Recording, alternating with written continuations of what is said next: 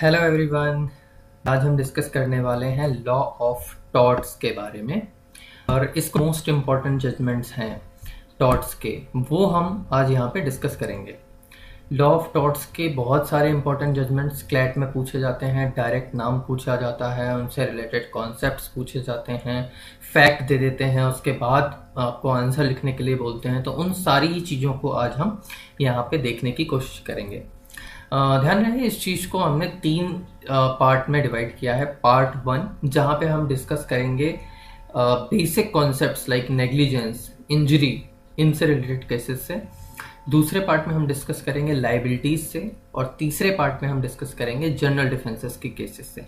तो इस तरह हम टोटल 10 केसेस को कवर करेंगे और उनको याद करने के तरीके को भी समझेंगे। केसेस शुरू करने से पहले हमको यहाँ पे ये 5 जो लीगल टर्म्स हैं जो यूज़ होंगी थ्रू आउट द वीडियो, ये और इससे रिलेटेड जो केसेस भी हैं, कोई भी केस हो actually, not only about civil, it's about also criminal, torts, कोई भी आप केस जब देखोगे तो वहाँ पे आपको ये 5 टर्म्स काफ़ी ज़्यादा यूज़ करने में मिलेंगी। तो पहली जो टर्म है वो है प्लेंटिफ। प्लेंटिफ क्या होता है कि जो पर्सन केस फाइल करता है किसी पर्सन की अगेंस्ट, मतलब द पर्सन हु सू और हु फाइल्स द केस, जो केस को फाइल करता है किसी पर्सन के अगेंस्ट, उसे हम प्लेंटिफ कहते हैं। दूसरा defendant. Defendant is the person who is being sued by the plaintiff, मतलब जिस पर्सन के अगेंस्ट में केस फाइल होता है उसको हम डिफेंडेंट बोलते हैं। थर्ड है आपका कॉज टाइटल। कॉज टाइटल को एक एग्जांपल से समझते हैं, बोलते हैं इसको नेम ऑफ द केस है, बट इसको एक एग्जांपल से समझते हैं। फॉर एग्जांपल, अगर ए वर्सेस बी है तो वहां पे ए आपका प्लेंटिफ, बी आपका डिफेंडेंट, और फुल ए वर्सेस बी आपका ये केस नेम हो जाएगा या कॉज टाइटल बन जाएगा। फोर्थ टर्म जो यूज होगी वो है फैक्ट्स।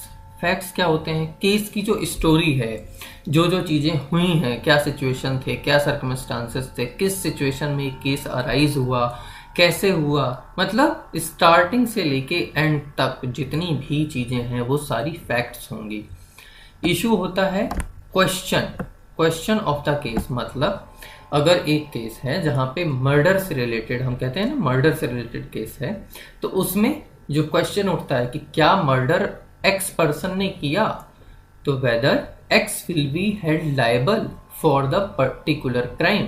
तो यहाँ पे जो इशू बनेगा वो यही इशू होता है कि जो क्वेश्चन पूछा जाता है, जिसका आंसर कोर्ट करती है on the basis of facts and evidences, जो हम क्वेश्चन का आंसर फाइंड करते हैं, वो क्वेश्चन ही इशू के नाम से जाना जाता है। अब हम अपने केसेस को शुरू करते हैं। तो पहला जो केस है इसमें इम्पॉर्टेंट, वो कहलाता है आपका एसबे वर्सेस वाइट। बहुत ही इंपॉर्टेंट केस है, बहुत ही बेसिक सा कॉन्सेप्ट इस केस के माध्यम से हमको मिला था, लेट डाउन किया था कोर्ट ने। पहले इसके फैक्ट समझ लेते हैं। तो हुआ क्या था कि प्लेंटिफ जो कि एसबे है इस केस में, और वाइट क्या है, डिफेंडेंट। तो प्लेंटिफ यानी कि एसबे को एक वोटिंग का राइट मिला हुआ था, बट डिफेंडेंट यानी वाइट ने उसको वोट करने से रोक दिया था। बस इतना सही फैक्ट है इसका कि प्लेंटिफ को वोटिंग का राइट था, बट वाइट ने उसको वोट करने से रोक दिया था, और ये इसके फैक्ट्स थे। कोर्ट ने क्या बोला कि बाई प्रिवेंटिंग क्वालिफाइड वोटर्स, अगर क्वालिफाइड वोटर है कोई, मतलब उसको राइट मिला है वोट करने का, और अगर उसको आप रोकते हो तो ये क्या होगा, violation of a legal right. ये आपका जो लीगल राइट प्रोवाइड किया गया है पर्टिकुलर पर्सन को, ये उसका वायलेशन होगा, और it should be the person who is violating that particular right will be held liable for committing the tort against the person. मतलब जो लीगल राइट है उसका वायलेशन अगर आप करते हैं तो आप टॉर्ट के लिए लायबल होंगे। कोर्ट ने प्रिंसिपल जो लेट डाउन किया वो यहाँ पे बहुत इंपॉर्टेंट हो गया है, इंजीरिया साइन डैमनम। 3 टर्म्स हैं, पहले समझेंगे इंजीरिया क्या होता है। इंजीरिया मतलब होता है लीगल इंजरी।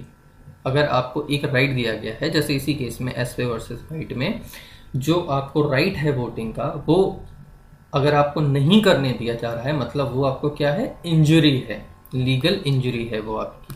तो ये इंजरी क्या है, लीगल इंजरी होना जरूरी है। Violation of a particular legal right का जो इंजरी हो रहा है वो लीगल इंजरी है। दूसरा टर्म है sine, means without. Latin term है ये पूरे तीनों, इंजूरिया साइन डैमनम।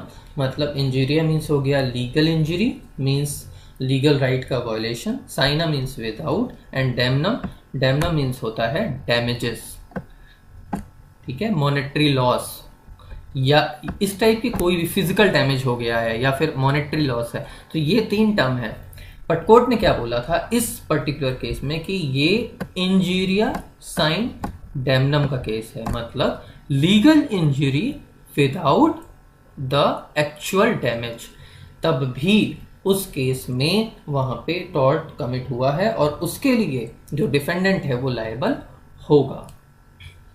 कोर्ट ने ये प्रिंसिपल लेट डाउन किया। अब यहाँ पे एक चीज और समझने वाली है कि जैसे इंजूरिया साइन डैमनम होता है, उसी तरह डैमनम साइन इंजूरिया भी होता है, जस्ट इसका अपोजिट। मीनिंग क्या हो जाएगी, डैमनम पहले आ गया तो मतलब actual damage without legal injury, और ये टॉर्ट नहीं माना जाता है। इसको याद रखेंगे कि injuria sine damnum is a tort, लेकिन damnum sine injuria is not a tort. तो ये हमको याद कर लेंगे, दोनों ही प्रिंसिपल हैं, लेकिन इंजूरिया साइन डैमनम अगर पहले आएगा मतलब ये, तो इसमें टॉर्ट के लिए लायबल होगा, लेकिन अगर डैमनम साइन इंजूरिया है तो इसमें टॉर्ट के लिए लायबल नहीं होगा। हमारा दूसरा केस इंडियन केस है और ये भी रिलेटेड है सेम प्रिंसिपल यानी इंजूरिया साइन डैमनम से। केस का नाम है Bhim Singh versus state of Jammu Kashmir. हुआ क्या था कि प्लेंटिफ जो है एक एमएलए था, और एमएलए को क्या होता है कि एक राइट होता है कि असेंबली, जो लेजिस्लेटिव असेंबली होती है पर्टिकुलर स्टेट की, तो वहाँ पे जो सेशंस होते हैं उनको अटेंड करने का राइट होता है, ये उसका एक लीगल राइट है। लेकिन क्या हुआ इस केस में कि स्टेट ऑफ जम्मू कश्मीर के कोई पुलिस ऑफिसर ने प्लेंटिफ यानी भीम सिंह को जाने से रोक दिया था और उनको वहाँ पे जाने से मना कर दिया था। तो कोर्ट ने क्या बोला कि ये जो है लीगल राइट है एमएलए का कि वो सेशन अटेंड करे, और अगर कोई पर्सन ऐसा करता है तो रोकता है उसको, तो ये वायलेटेड है ऑफ उस लीगल राइट के लिए। तो वही प्रिंसिपल अप्लाई किया इंजूरिया साइन डैमनम, और जो पुलिस ऑफिसर था उसको टॉर्ट के लिए लायबल बताया। अब इन दोनों केसेस को, इंजूरिया साइन डैमनम के जो 2 केस हमने पढ़े, एसपे वर्सेस वाइट और Bhim Singh versus state of Jammu Kashmir, इनको याद करने का बहुत ही आसान सा तरीका है ऐसी भी इंजरी।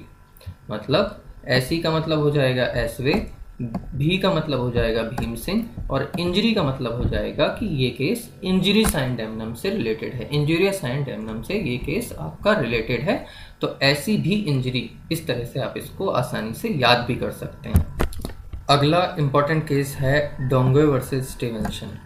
तो इस केस में क्या हुआ था, स्टीवेंसन केस या इसको स्नेल केस भी बोलते हैं, कि क्या हुआ था कि एक बॉटल थी उसमें स्नेल पाई गई थी, बियर की एक बॉटल थी जो प्लेंटिफ यूज कर रहा था और उसमें स्नेल पाई गई थी। तो ये क्वेश्चन उठा था कि क्या बियर कंपनी लायबल होगी या जो बंदा सेल कर रहा है वो लायबल होगा। कोर्ट ने बोला कि if any tort is committed to another person by one's negligence, तो जो पर्सन है मतलब जिसने बियर वो बनाई थी वो पर्सन नेग्लिजेंस के लिए लायबल होगा, क्योंकि उसकी प्राइमरी ड्यूटी थी, उसकी जो ड्यूटी थी मेन ड्यूटी, वो टूवर्ड्स द डिफेंडेंट डायरेक्टली नहीं थी बट इनडायरेक्टली वो एक ड्यूटी जो है वो कर रहा था प्लेंटिफ के लिए। और उधर पे इसी रीजन से, इसी पर्टिकुलर प्रिंसिपल को लेट डाउन करते हुए कि नेग्लिजेंट एक्ट है ये डिफेंडेंट का, इसलिए कोर्ट ने स्टीवेंसन को यानी कंपनी को वो जो है हेड लायबल किया था for this particular of tort, और यहाँ पे नेग्लिजेंस जो है माना गया था। अगर ये आपको वीडियो मेरी पसंद आई हो तो please do subscribe, share, like, comment. कोई भी रिलेटेड डाउट हो तो ज़रूर से ज़रूर कमेंट पे लिखिए। और इसका जो सेकंड पार्ट है वो रिलेटेड होगा डिफरेंट टाइप ऑफ लाइबिलिटीज़ के केसेस पे, उसको भी ज़रूर देखिएगा। Thank you so much. Before going, just like the video, subscribe to the channel, also share the video. Also, you can follow us on Telegram. The link is given in the description box. Thank you.